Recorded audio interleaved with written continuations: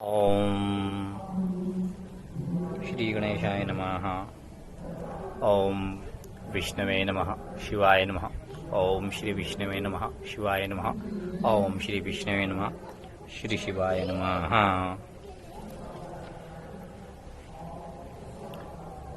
जैसा कि आपको विदित है कि आज एकादशी तिथि महापर्व है, जिसका समस्त व्रतों में श्रेष्ठ बताया गया है।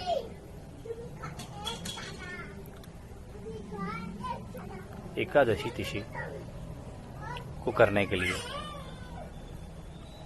दो अलग अलग मार्ग बताए गए हैं। पहला मार्ग है प्रवृत्ति, दूसरा मार्ग है निवृत्ति। प्रवृत्ति मार्ग से व्रत करने के लिए आपको पूजा सामग्री, दान,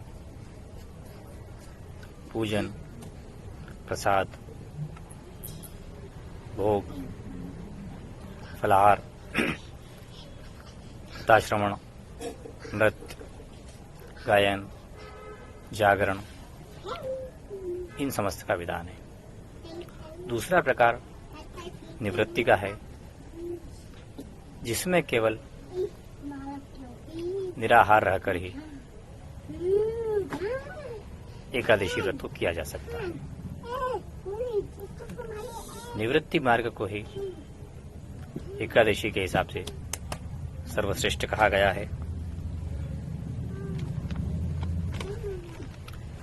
एकादशी के बारे में कहा गया है, कौम्य प्रवासे प्रकांते तुरंतरा व्रत सूतके तत्र कामार्थ व्रतम कुर्यात् दान अर्चन विवर्जितम। अर्थात एकादशी का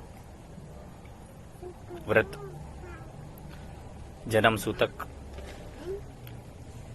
मृत सूतक एवं रजस्वला होने पर भी किया जा सकता है। इन समस्त परिस्थितियों में निवृत्ति मार्ग से किया जाने का विधान है, किंतु इसमें दान लेना और दान देना दोनों को वर्जित बताया गया है। आज ज्येष्ठ कृष्ण पक्ष अपरा एकादशी है। अपरा से आशय है अपार पापों को क्षय करने वाली। आज की एकादशी का जो व्रत करता है उसके समस्त पाप नष्ट हो जाते हैं। ये कथा इस प्रकार है। श्री कृष्ण जी बोले कि हे युधिष्ठिर, ज्येष्ठ मास के कृष्ण पक्ष की एकादशी का नाम अपरा है। अपार संसार समुद्र से पार करने वाली है। इसी व्रत से महापापों का नाश हो जाता है। जो क्षत्रिय का पुत्र युद्ध भूमि से पीठ दिखाकर भाग जाए, धर्मशास्त्र से नरक का अधिकारी कहते हैं। यदि वह अपरा एकादशी का व्रत कर ले तो निश्चय ही स्वर्ग को जाता है। जो माता पिता तथा गुरु की निंदा करता है, उस नीति उसे नरक का भागी कहती है। परंतु अपरा एकादशी का व्रत करके उसे वैकुंठ का अधिकारी हो जाता है। जो फल बद्री का आश्रम में निवास करने से मिलता है, सो अपरा एकादशी के व्रत से मिल जाता है। जो फल सूर्य ग्रहण के कुरुक्षेत्र में स्नान से मिलता है, सो फल एकादशी के व्रत से मिलता है। ब्याह, गोदान अपरा एकादशी के व्रत के समान है। इसका महात्मा सुनने वाला सिंह के समान हो जाता है और पाप रूप मृग उसको देखकर भाग जाते हैं। इस दिन ककड़ी का सागर लिया जाता है। अथ शिवार्पणमस्तु, विष्णुर्पणमस्तु। एकादशी कथा संपूर्णम्।